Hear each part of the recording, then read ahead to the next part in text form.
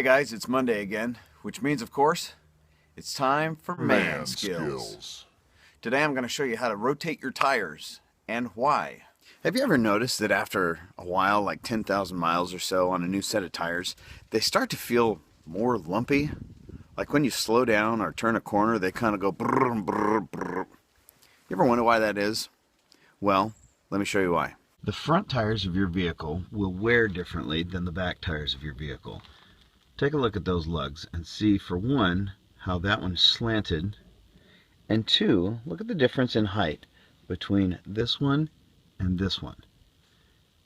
Do you think that they're supposed to be like that? Maybe they're just designed that way? Well, I used to think so too, until I actually looked at them.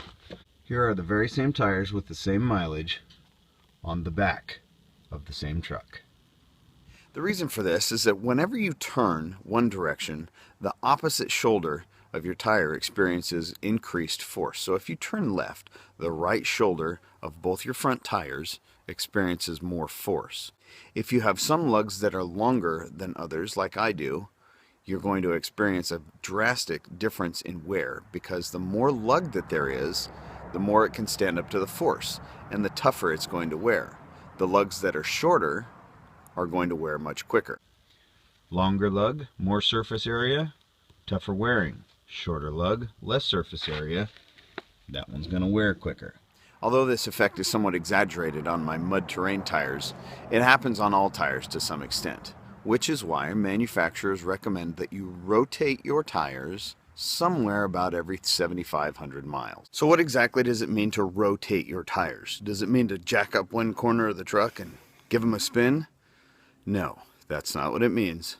It means to put the back tires in the front and the front tires in the back in some sort of rotation. Each different sort of vehicle, whether it be rear-wheel drive, front-wheel drive, all-wheel drive, or somewhere in between, has kind of a different recommended rotation. So since you're going to be taking all the tires off, that means that you have to do this somewhere where you have a full vehicle lift, right?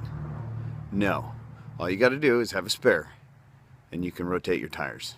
The first thing you want to do is find yourself a piece of chalk. What you're going to do with this chalk is you're going to label all the tires where they're going to go.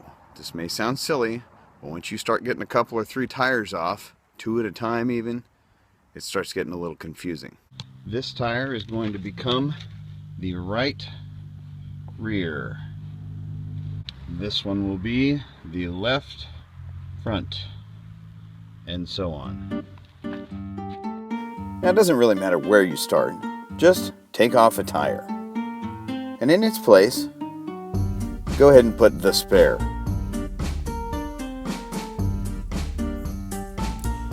Now take that tire that you just pulled off and go install it in the place where it's labeled. In this case, this is moving to the left front.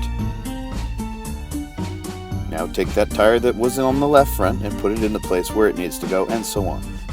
Eventually, you'll be removing the spare and putting it back where it belongs. Now don't forget, while you're doing this, spend as absolutely little time as possible underneath the vehicle while it's on a jack.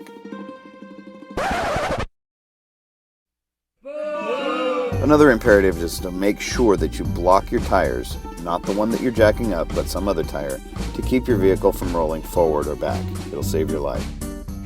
Now that's how and why you rotate your tires. You'll have a nice smooth ride, at least for another 7,500 miles or so. I really appreciate you watching. I appreciate your time, and I hope that you will check back at the very least next Monday for another edition of Man Skills.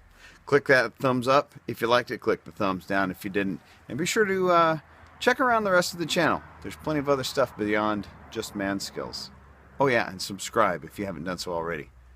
Thanks again, guys. We'll see you next time.